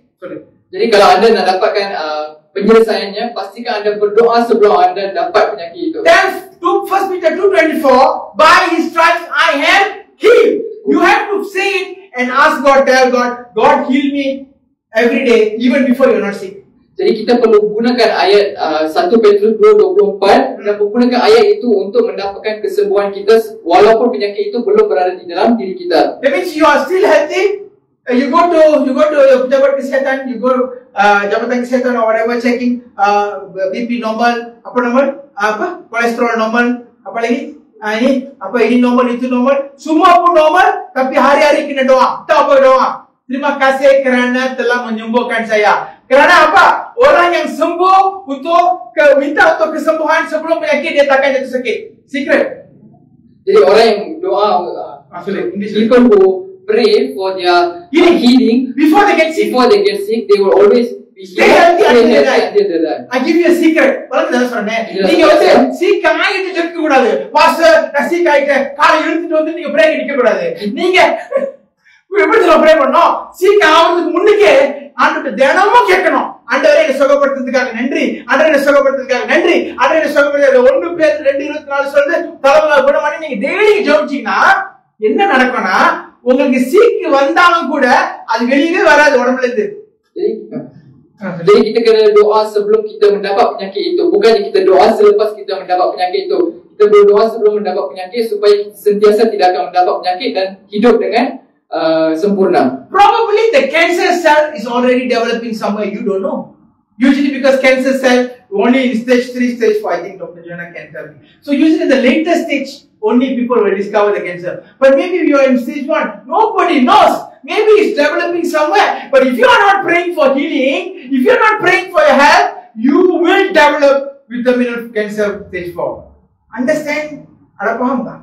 Okay, jadi kalau kita ambil contoh penyakit kanser, jadi penyakit kanser itu bukannya kita tahu bila dia berada di fasa pertama, kita tahu penyakit itu berada di fasa 3 atau fasa 4, di mana baru lepas dia sudah merebak baru kita tahu. Jadi mungkin hari ini saya dan anda hari ini mungkin sudah berada di fasa, mungkin sudah kanser itu sudah mula berada di tahap pertama, dan bila kita doa untuk kesembuhan maka sel itu akan mati dan kamu tidak akan ada apa-apa kanser dalam badan. Faham tak? So jangan orang Kristian tolong dengar, Kristian jangan kamu sudah sakit baru jumpa saya. You are too late. I'm teaching you today to stay healthy until you die. So hari ini pastor berkongsi untuk hidup tanpa penyakit sampai mati. Jadi di antara lahir dan kematian penyakit itu takkan ada. Faham? Jelas? Jadi from birth until death, we will not have any sickness if we are applying this in our life. Okay, I give you 4 steps for you to follow. You just follow this, I think you will be sickness free. Number 1. Jadi saya akan berikan 4 langkah cara untuk hidup tanpa penyakit. நாலு காரியம் கத்து வரேன். இந்த 4 காரியத்தை நீங்க பேசப்பட்டீங்கன்னா நீங்க சாவற வரைக்கும் சீட் வராது உங்களுக்கு. ஓகேவா? சந்தேகம் வர கேட்கிறதுக்கு. ஓகே, முதல் நம்பர் 1. Yang pertama, உங்களோட எதிராளி கிட்ட நீ எகிரி பண்ணிக்கணும். அப்படினா you got to agree with your accuser. Yang pertama adalah anda perlu setuju dengan orang yang mengutuk anda. The devil is accusing you for something not because the devil like to accuse, because you do it. Jadi syaitan adalah orang yang mengutuk kita, jadi kita perlu bersetuju dengan dia kerana dia membawa hal itu ke Tuhan bukan sebab dia suka dia bukan reka-reka atau dia reka, tetapi disebabkan kita memang buat perkara itu dan disebabkan itulah dia mengutuk kita di syurga. Okay, I give you the verse Matthew chapter 5 verse 25. I give you the verse. Agree with your adversary quickly, which thou art in thy way, lest at any time the adversary deliver them to the judge, and the judge will deliver them to the officer, and they will deliver to the prison. தமிழ்ல சொல்றேன் பாருங்க, மத்தேயு 5ஆம் அதிகாரம் 25ஆம் வசனத்தை பாத்தீங்கன்னா, உங்களுடைய எதிராளியோட நீங்க என்ன செய்யணும்? ஒப்புரவாகணுமா? அவனை ஒத்துக்குங்க. நான் தான் செஞ்சேன், நான் தான் போய் சொன்னேன், நான் தான் விபச்சாரம் பண்ணேன், நான் தான் திருடுனேன், ஒத்துக்குங்க. யாருக்கிட்ட? விசாரிச்சு ஒத்துக்க. அவன் தான் கட்டு சொல்றானே டெய்லி, நீங்க செஞ்சது வந்து அண்டவளம் மேல கொண்டு கேட்டானே, இந்த பாரு திறந்து பாருடா பாத்தியா, அவன் கேட்டு வந்து ஒத்துக்கணும். ஆமா நான் தான் செஞ்சேன், நீங்க ஒத்துக்கிட்டீங்கன்னா ப்ராப்ளம் சால்வ். ஏன் தெரியுமா? ஆண்டவர் சொல்வாரு, அவனே ஒத்துக்கிட்டான், அப்புறம் என்ன ரொம்ப கூற காம்பு வழங்குதா? தமிழ்ல சொன்னா உங்களுக்கு வழங்கும். நீங்க ஒத்துக்காம நான் செய்யல இல்ல அப்படின்னு நீங்க இருந்து நீங்க மோட்டாட்டம் பண்ணீங்கன்னா problem is a trouble for you. Okey, jadi kita perlu segera berdamai dengan orang yang mengutuk itu, iaitu syaitan, kerana syaitan membawa semua perkara itu disebabkan kita memang lakukan perkara itu. Kalau contoh kita mencuri ke buat apa benda jahat sekalipun, kita perlu bersetuju di hadapan syaitan itu sendiri kerana memang kita buat benda itu. Kalau tak buat, dia tak akan bawa benda itu pergi ke mahkamah syurga. Jadi kita perlu bersetujui dengan dia, dan kita boleh baca dalam Matius 5:25, segeralah berdamai dengan lawanmu selama engkau bersama-sama dengan dia di tengah jalan, supaya lawanmu itu tidak menyerahkan engkau kepada hakim, dan hakim itu menyerahkan engkau kepada pembantunya, dan engkau dilemparkan ke dalam penjara. So before you go to court, usually the lawyers are here, you will understand. They will do a mitigation. Mitigation means what? They will call the both client, the defense people, and also those people are prosecuting. Both also will come. They will try to discuss out of court. This is discussion out of court. They say, okay, let's come to agreement this way. Settle off of court. Don't go to court. When you already make the trouble, you go to court, you're going to get penalty for sure. Okey, jadi pasti kalau kita berada di dunia ini, pasti peguam akan memanggil anda. Jika anda buat salah, cara akan panggil anda untuk berdamai di luar mahkamah itu sebelum masuk ke mahkamah itu. Jadi kalau kita berdamai itu, okeylah, settle lah masalah itu. kalau kita tidak berdamai dan kita masuk, kalau kita yang buat salah itu, kita pula tak setuju, kita masuk mahkamah, pasti kita akan kena denda itu. Sudah kena denda baru cakap sudah denda, sudah masuk penjara. Kenapa masuk penjara? Damai dulu cakap, my mistake. Setuju dulu. The problem is human being proud. Okay, masalah manusia adalah dia ada ego yang besar, sombong. பெருமை தெரியுமா? பெருமை எருமாட்டுல ஏற்றிரும் சொல்லுவாங்க தெரியுமா? Dia sombong. பெருமை எருமாட்டுல ஏற்றிருமா? சில பேர் எருமாட்டுல உட்காந்துருக்கீங்க, அது கரும்புலி செம்புலி குத்தி அவன் நடத்தி கூட்டிட்டு போயிட்டான் எருமாட்டோட சேர்ந்து. நான் என்ன தெரியுமா சொல்றேன்? பெருமை. சில சமயத்துல உங்ககிட்ட சொல்றாங்க தெரியுமா, ஏய் இத ராங்கா செய்யற, யாரு? நானா? என் தாத்தா தெரியுமா, என் பாட்டி தெரியுமா, என் அப்பா, ஏய் செஞ்சேன்னு சொல்றாங்கன்னா இருக்கிறாங்க சொல்றாங்க. ஐயோ வந்துருச்சா, ரொம்ப ரொம்ப காசார பேசுறா. என்ன தெரியுமா கூட சொல்றேன், யாராவது ஒருத்தவங்களை பார்த்து உங்களுக்கு பிடிக்காதவங்க கூட உங்களை பார்த்து நீ ரோங்கா செய்றாங்கன்னா நீங்க ஆத்திரப்படாதீங்க. எப்படி யோசிங்க, இவங்க வந்து எனக்கு ஃப்ரீயா வந்து என்ன பண்றாங்க, ரிவ்யூ பண்றாங்க, அதனால இதுல உண்மை ஏதாவது இருக்குமான்னு நீ கொஞ்ச நேரம் உட்காந்து யோசிக்கணும். அதுல உண்மை இருந்தா என்ன செஞ்சுக்கணும், நீங்க அவங்ககிட்ட போய் சொல்லாதீங்க, மாட்டிக்கீங்க. புரியுதா உங்களுக்கு? சில பேர் வேலைக்கு லேட்டாவே வருவாங்க, பஞ்ச் கார்டு வராத கூட்டு அடிக்க சொல்லுவாங்க, பாத்துருக்கீங்களா? அப்புறம் சொல்ல டேட்டா வராது. சில பேர் திருடுவாங்க, நம்ம சொல்லுவோம் நீ திருடாத, நீ மாட்ட போற, நீ திருட. நான் ப்ரொஃபஷனல் திருடன்பா, நான் எப்படி மாட்டுவாங்க கட்டாயம். மாட்ட போலீஸ்கார மாட்டான். நான் சொன்னேன்ல நீ திருடாதே, வணக்கம் உங்களுக்கு என்ன ப்ரொஃபஷனல் திருடணும். என்ன தெரியுமா உங்களுக்கு சொல்ற வர ஒரு what am I trying to tell? When people condemn you, when people criticize you, you sit down and think back. Whatever they say, is there anything right in that? அப்படி இருந்துச்சா நீங்க என்ன செய்யணும், மனசென்ட ஒன்றும் சொல்லாதீங்க, ஆண்டவர்கிட்ட சொல்லுங்க, ஆண்டவரே நான் நினைக்கிறேன் நான் தான் சிலா பண்றேன் மாதிரி தோணுது, நான் மாத்திக்கிறேன், எனக்கு உதவி செய்யுங்கன்னு கெஞ்சணும். அவ்வளவுதான் ஒப்பர் ஆளுன்ற அர்த்தம். Okay. Jadi jika ada seseorang datang dan mengutuk kita dan memberitahu keburukan kita kepada kita sendiri, maka kita perlu ambil kutukan itu dan fikir semula, adakah perkara yang dicakap itu ada kebaikan di sebaliknya. Kalau ada kebaikan di sebaliknya, maka kita ambil kebenaran, kesahihan dan kebenaran, maka kita perlu terima dan mengubah diri kita ke jalan yang betul. Jangan pula kita sombong dengan diri kita sendiri. Dia akan cakap, contohlah seseorang itu datang menegur kita, lepas tu kita kata, you tahu tak siapa ayah saya, bapa saya, datuk saya, ibu saya, saya ni siapa, you siapa nak bagi kutukan dekat saya. Jangan kita jangan kita sombong dengan orang lain. Kita terima apa yang orang cakap dan mengubah diri kita mengikut kebaikan. Then step 1. Itulah langkah pertama. Step 2. Langkah kedua, forgive, ask for forgiveness from God and forgive yourself and forgive others. Jadi minta pengampunan daripada Tuhan dan dan memaafkan orang lain maupun diri sendiri. Many people going through depression because they cannot forgive themselves. They think I'm black, I'm dark, I'm no good, everybody say I'm bad, and because they cannot forgive themselves, they go under depression. Okay, banyak orang masuk ke dalam mempunyai penyakit mental, penyakit tekanan diri disebabkan mereka tidak dapat memaafkan diri mereka. Mereka rasa diri mereka kurang, jadi mereka mengutuk diri mereka dan menyebabkan diri mereka masuk mendapat tekanan diri. இந்த அப்பனுக்கு பிறக்காம இருந்தாலும் வேற அப்பனுக்கு பிறந்தா நல்லா இருப்பான் போல. கேட்டு எப்படி கேட்டிருக்கீங்க, இந்த வீட்டுல பிறக்காம வேற எங்க பிறந்தாலும் பிறகு இந்த வீட்டுல பிற கையெல்லாம் வேகமா போச்சு பார்த்து கேட்டுட்டீங்களா? ஏன் தெரியுமா அதை பிள்ளை சொல்லிட்டு இருக்கீங்க? நான் பிரச்சனை மன்னிக்க முடியல, யார அவங்களே மன்னிக்க முடியல, அவங்க கூட இருக்கிறவங்க மன்னிக்க முடியல. இந்த மாதிரி இருந்தாங்கன்னா அவங்களுக்கு கட்டாய டிப்ரெஷன் இருக்கும். Okey, jadi setengah orang dia tidak akan bersyukur. Contoh, Tuhan sudah menetapkan si A ni akan berada di mak bapak A dengan B. Lepas tu dia cakap, kalau saya lahir dekat keluarga lain, lagi bagus hidup saya, lagi tenang hidup saya, tengoklah hidup saya macam ni. Dia tak bersyukur dengan pemberian Tuhan, dengan mak ayah yang Tuhan berikan. Amerika இருக்கணும், லண்டன்ல இருக்கணும், ஆப்பிரிக்கால இருக்கணும், yang akan அப்படிதான் இருப்ப. எனக்கு பிரச்சனை நீ தான். Dia akan cakap, kalau saya lahir dekat London lebih bagus, kalau saya lahir dekat US lagi bagus. Tetapi disebabkan dia tidak dapat menerima hakikat, dia tidak dapat memaafkan diri dia, sebab itulah dia melakukan benda. They cannot forgive themselves, they cannot forgive their family, they cannot forgive others.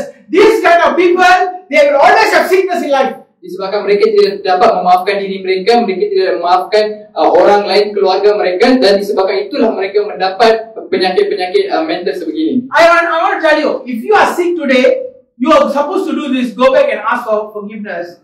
Who are the people you hurt, or who are the area that you still never let go? Ask God, forgive and repent. Jadi apa yang anda perlu buat adalah anda perlu duduk fikirkan semula di tempat mana ataupun di tempat mana yang kita Kepada sesiapa? dan kepada sesiapa yang kita sakitkan ataupun kita terasa daripada mereka. Kita perlu fikir daripada mana dan memaafkan. Minta Tuhan untuk bantu kita. Minta Tuhan cermin diri kita. Mana saya sebenarnya ada masalah? Si A kah? Si B kah? Si D kah? Si E kah? Ataupun saya sendiri kah? Siapa yang saya tak boleh maafkan? Kalau ada perkara yang kita boleh maafkan, kebiasaannya, this is I want telling in Malay ya. Kebiasaannya penyakit kanser sangat prominent sekarang. Ramai yang cakap disebabkan oleh makanan. Saya tahu betul juga sebab saya tak mahu sebut fast food dengan Pepsi. Semua makan banyak itu mungkin menyebabkan kanser. Tetapi ada satu lagi penyebab. Penyebab kanser utama adalah unforgiveness. Jadi memang betul kalau kita sekarang ni kanser adalah satu penyakit yang sangat besar yang sedang menular di mana-mana. Jadi memang betul mereka berkata bahawa disebabkan oleh pemakanan yang tidak sihat, makanan segera yang kita selalu makan itu yang menyebabkan kanser. Memang betul. Tetapi ada satu lagi punca di mana disebabkan orang itu sendiri tidak dapat memaafkan orang lain dan disebabkan itu penyakit itu ada di dalam diri mereka. Ada kala at times சில சமயத்துல நீங்க பாத்தீங்கன்னா எல்லாரும் ஒரே மாதிரி பேசுவாங்க. வாத்தியார் ஸ்கூலுக்கு போனா அதே தான் சொல்லுவான், வேலை இடத்துல போனா தோசை அர்த்தம் சொல்லுவான், அப்புறம் இங்க போனீங்கன்னா வெளியே போனாங்கன்னா அவங்களும் அதே தான் சொல்லுவாங்க. எல்லாரும் அதே சொல்றதுனால நீங்க என்ன சொல்லுவீங்க? ஆமா நான் கருப்பா தான் இருக்கேன். நான் ஒரு காலத்துல அப்படி நினைச்சிட்டு இருந்தேன், நான் கருப்பா இருக்கேன்னு சொல்லி. ஆனா கடவுள் விடுதலை பண்ணாரு. நீங்க உங்களை சொல்ல God delivered me. நான் வெள்ளக்கார கொஞ்சம் சோப்பா இருக்கு தோல் பார்த்தா ஓடிடுவான். தமிழ்ல சொல்றேன், யாரு ஓடுவேன்? The problem was not them, the problem was me. And I was having unforgiveness upon myself. I don't feel thankful to God. Today I say, God, காக்காவுக்கு தன் குஞ்சு பொன் குஞ்சு கருப்பா இருந்தாலும் சூப்பரா இருக்கு எல்லாம் காலையில் எழுச்சு அப்படி சொல்லணும். புரியுதா என்ன சொல்றீங்க? ஆண்டவரே தேங்க்யூ, காத்தில காக்கா குஞ்சு எப்படி இருக்கு, நல்லா இருக்கா, நல்லா இருக்கா, அப்படியே தேங்க்ஃபுல்னஸ். என்ன சொல்ல போறேன் சொல்லு. Okey, jadi apa yang Pastor cuba untuk sampaikan adalah terima kasih. Kadang-kadang kita pergi ke sesuatu tempat, contoh kita pergi kerja, orang tu akan cakap macam tu dekat kita. Kita pergi dekat tempat-tempat lain, dia akan cakap macam tu dekat kita. Keluarga kita pun cakap macam tu, tempat kerja pun cakap macam tu, kawan-kawan pun cakap macam tu. Dan last sekali kita rasa macam, oh memang betul kot. Saya rasa memang betul lah apa yang dia orang cakap. Dia akan terima identiti. Dia akan terima benda tu. Pastor je cakap, dulu ni dia selalu rasa macam diri dia tu hitam. Pastor ni cakap dia cakap diri dia hitam. Jadi dia jumpa orang yang kulit cerah sikit pun dia akan lari takut, malu kata yang dia itu hitam dan orang rendah diri sebenarnya. Rendah diri. Jadi disebabkan pastor tidak dapat memaafkan diri dia, jadi dia tidak dapat bersyukur dengan apa yang Tuhan telah berikan. Jadi mulai sejak Tuhan telah membebaskan dia, pastor, sekarang setiap pagi saya kata terima kasih Yesus. Hitam pun cantik, hitam itu menawan. Terima kasih Bapa. Hitam itu premium. Dia cakap, so saya mula sudah berterima kasih. Bila saya mula berterima kasih, saya nampak semua sudah okey. Masalah bukan luar, masalah di dalam. Faham? So number 2, you have to forgive yourself and forgive others. Jadi langkah yang kedua adalah kita perlu maafkan orang lain dan maafkan diri kita sendiri. Number 3, yang ketiga, when you already have a sickness in your body, you have to cancel the verdict. Jadi yang ketiga adalah apabila kita sudah mempunyai satu penyakit dalam badan kita, kita perlu membatalkan keputusan itu. Okay, how to cancel? We're going to use Revelation chapter 12 verse 10. Jadi kita macam mana kita nak batalkan keputusan itu adalah dengan menggunakan Wahyu 12 ayat 10. And the word God says here, for the accuser of the brethren is cast down, which accuse you day and night.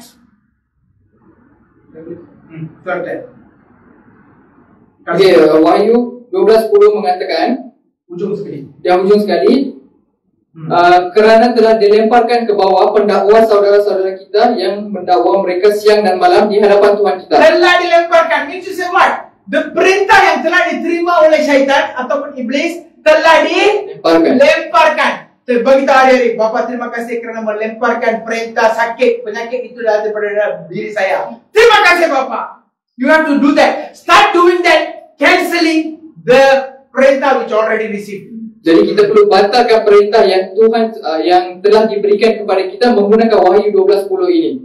The last step. Dan yang terakhir yang langkah keempat adalah Ask for a new order in the court of heaven using the blood of Jesus.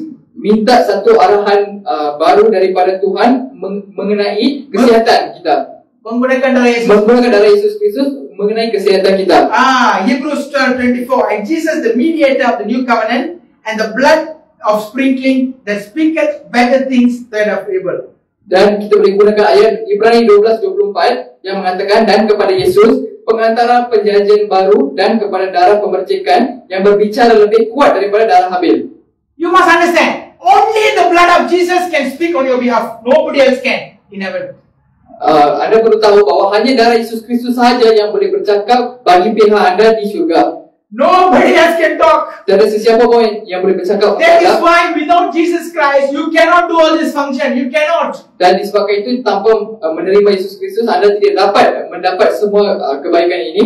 And that is why it is important for us to receive Jesus Christ in our Dan life. sebab itulah sangat penting untuk kita menerima Yesus Kristus dalam hidup kita. Many people will say, it's normal lah, Pastor. Get sick and die. It's normal. Many people say that. Beberapa orang akan kata, oh, dapat penyakit ini satu benda yang biasa. Biasalah pastor, dapat penyakit Dan mati. dan mati. Itulah perkara Itu biasa. adalah perkara biasa. I tell you one thing. Getting a disease is one thing, but dying in a suffering is another thing. Mendapat penyakit itu adalah satu perkara yang lain, tetapi mendapat penyakit Kesengsaraan. dan mendapat kesengsaraan melalui penyakit itu dan mati itu adalah satu perkara yang lain. Faham tak? Jadi kita tak boleh hidup dalam sengsara. Kalau kita hidup dalam sengsara, one of the boy was saying, he said, he got HIV positive. Okay, HIV positive. Okay, ada satu budak yang cakap dekat pastor dia dapat HIV positif 14 tahun. 14 tahun. Dia cakap, apa dia cakap? Dia kata, he said like that. The boy is saying, I think, sir, you are driving the car at 80 km/h. I am driving the car at 140 km/h. Both will get accident, both will also will die. So what's the difference?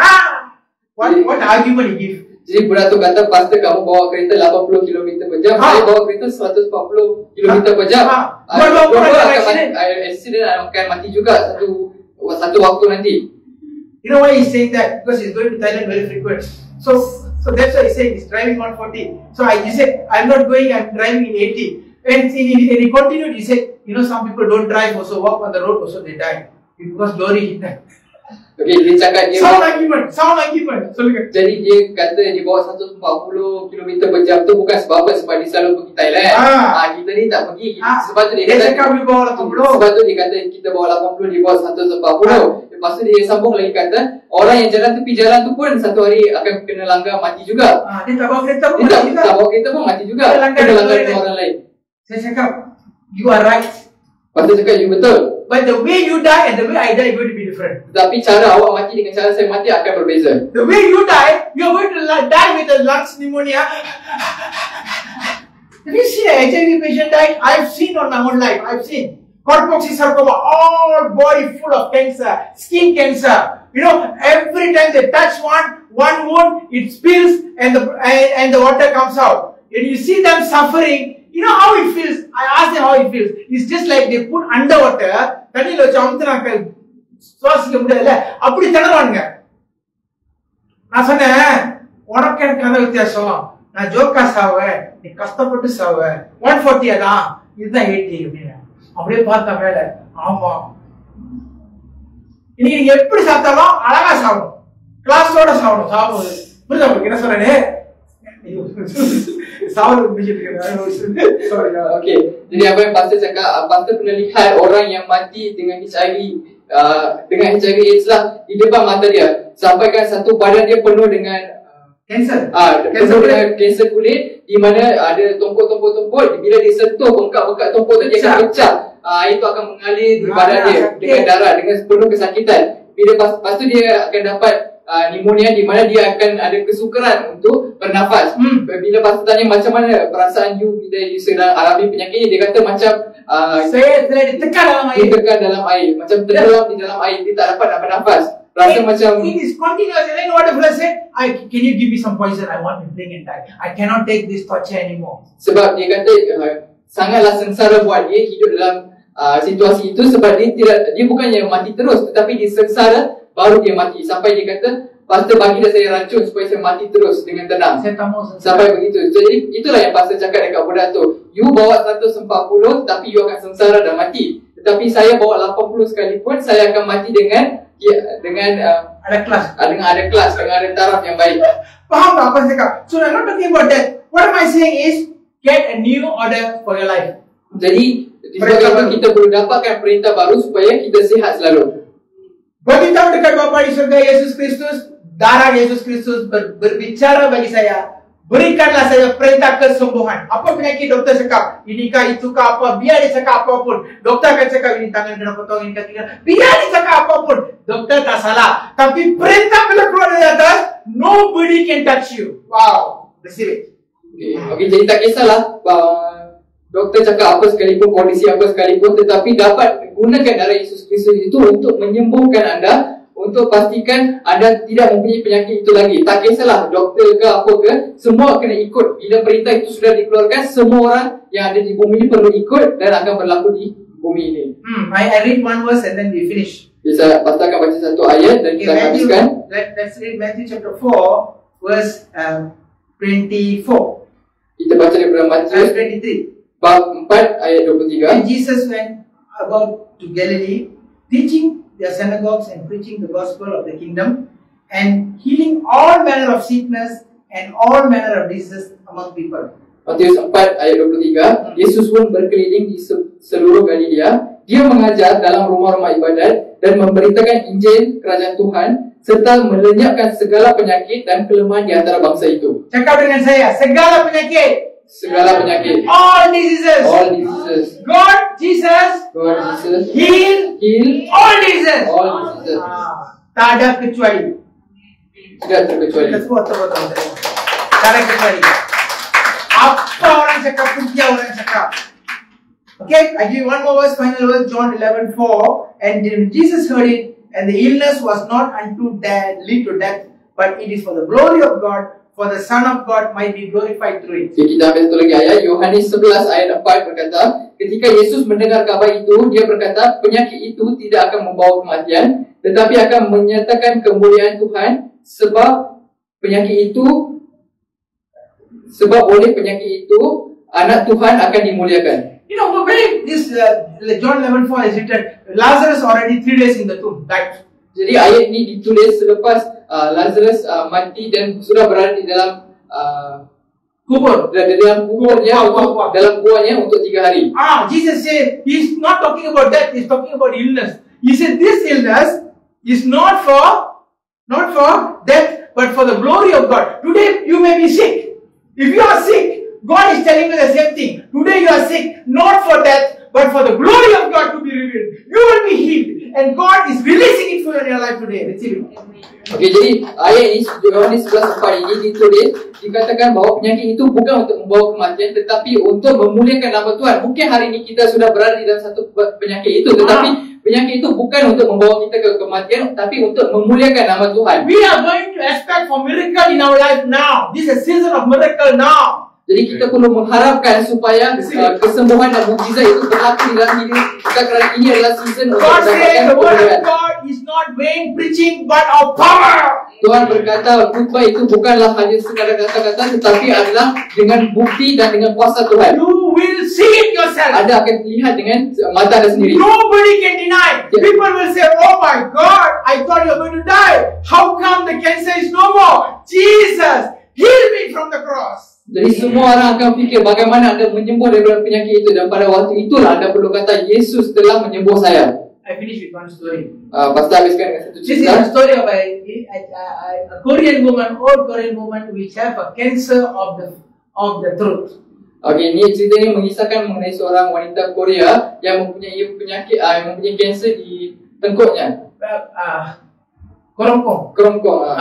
And you know what happened? She couldn't talk at all. Dia tidak boleh bercakap langsung. She went and looked for Pastor Paul Choingi, David Paul Choingi. Dia mencari untuk Pastor Paul Choingi. And Pastor Paul Choingi said, sister, you write in a piece of book. Take one book, start writing, I am healed by the stripe of Jesus Christ. Ask her to write as much time he can write. Dan Pastor Paul Choi itu berkata, ambil sebuah buku dan tulis di dalam buku itu, saya sudah disembuhkan oleh Yesus Kristus melalui Peter 24. Peter 24. Sabar. Saya sudah disembuhkan oleh Yesus Kristus melalui bilur-bilurnya. Tulis benda itu daripada 1 Petrus 2:24. Tulis perkara itu sebanyak mana yang awak boleh. The lady was writing, one book finished. Dan ditulis sampai satu buku itu pun dah habis. The second book she was writing, she was trying to mumbling the same thing. I am healed by the blood of I am healed by the blood. She cannot talk, but she's trying to force us to sound out. I am healed by the blood of Jesus. I am healed by the blood of Jesus. And after the third book, she came and meet Pastor Paul Choi. Dan apabila dia nak tulis untuk buku yang kedua, dia pada waktu itu dia cuba untuk bercakap. Dia tak boleh bercakap, tapi dia cuba untuk bercakap. Bisik. Dia cuba untuk bisik, kata saya sudah disembuhkan oleh bilur-bilur Yesus Kristus. Saya sudah disembuhkan oleh bilur Yesus Kristus. Dia cuba untuk cakap, untuk buku yang kedua. Bila dia sedang menulis untuk buku yang ketiga, dia jumpa dengan Pastor Paul Choi itu. Pastor Paul said, sister, how are you? She was answering, I'm okay. Dan Pastor Paul Choi itu bertanya dekat orang itu, saudari, bagaimanakah kesihatan kamu? Dan dia jawab dengan suaranya, kata, saya sihat, Pastor. Then Pastor Paul Choi said, you can talk. Dan Pastor Paul Choi itu cakap, kamu boleh bercakap. You know what? Only then she realized she already healed. Dan pada waktu itulah baru dia sudah disembuhkan. And they go to MRI, they check, no cancer of Ferric ever found in the body. That is Jesus that we are preaching. Dan apabila mereka periksa untuk penyakit itu, maka mereka buat MRI dan tak ada satu pun sel kanser yang berada di dalam tubuh badannya. Today, if you are sick, you take a book, you write 1 Peter 2:24, and you start confessing it by your mouth. You see whether the miracle can happen or not. I guarantee you, my Jesus will heal you. Jadi hari ini anda pun, jika anda memiliki apa-apa penyakit, ambillah satu buku dan tuliskan 1 Petrus 2:24. Tuliskan ayat itu di dalam buku anda dan cuba untuk sebut ayat itu di dalam mulut anda dan lihatlah kuasa Tuhan dapat menyembuhkan anda. I give one more information. The lady was not a Christian. Dan satu lagi informasi menarik adalah wanita itu bukanlah orang Kristian. She don't even know Jesus. Dia tidak tahu Yesus. If Jesus can heal anybody, why can't Jesus heal you? Kalau Hello. Yesus boleh menyembuhkan orang yang bukan Kristian, apatah lagi anda. The problem with us, we don't know. Masalah kita adalah disebabkan kita tidak tahu benda itu. Jesus Christ went for the cross, not for your salvation to go to heaven. He went for the cross to fix your sickness. Yesus Kristus pergi ke salib itu bukan untuk keselamatan kita selepas kematian, tetapi Yesus Kristus juga pergi ke salib itu untuk menyelesaikan penyakit-penyakit yang berada di dalam badan kita. Keyboard is. Yesus Kristus பூமியில just quick. I think she know the song. She don't know.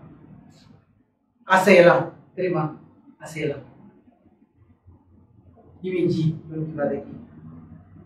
இயேசு நான் உங்களுக்கு சொல்லிட்டு இருக்கேன்னா இந்த 4 காரியத்தை நீங்க செய்யணும். ஓகே, தமிழ்ல உள்ளவங்களுக்கு சொல்றேன் கேளுங்க. 4 படிவம். முதல் வாட்டி உங்களோட எதிராளோட நீங்க ஒப்புரவாகுங்க. அப்படின்னா அந்த சீக் வந்துருச்சுன்னா அர்த்தம் என்னன்னா, ஏற்கனவே நீங்க செஞ்சதுனால தான் அதை கொண்டு போய் அங்க கிளைம் பண்ணி ஒரு பிரேத்தா வாங்கிட்டான். அந்த பிரேத்தா வாங்கிட்டதுனால நீங்க சொல்லுங்க, என்ன சொல்லுங்கன்னா, ஆண்டவரே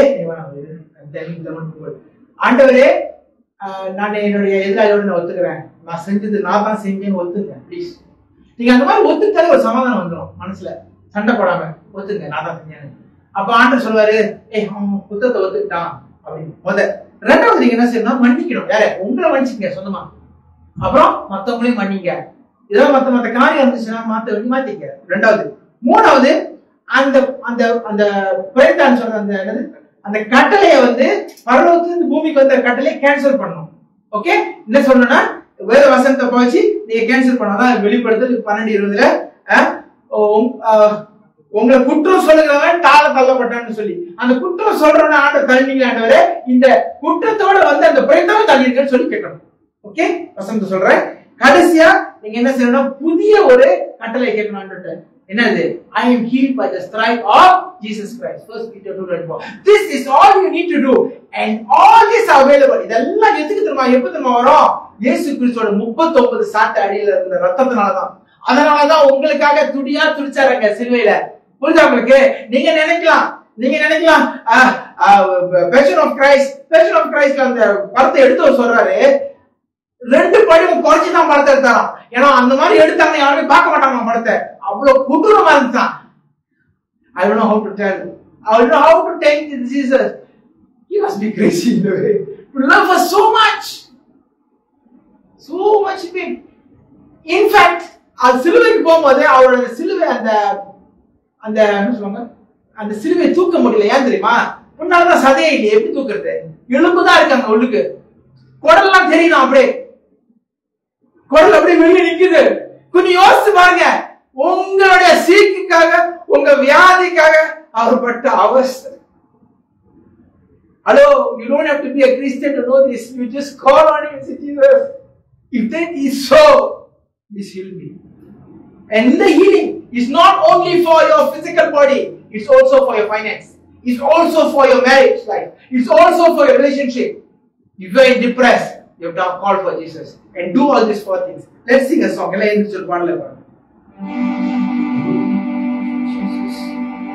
Jesus, hallelujah. ஆசையெல்லாம் நீதானையா, நீதான் நீதான்.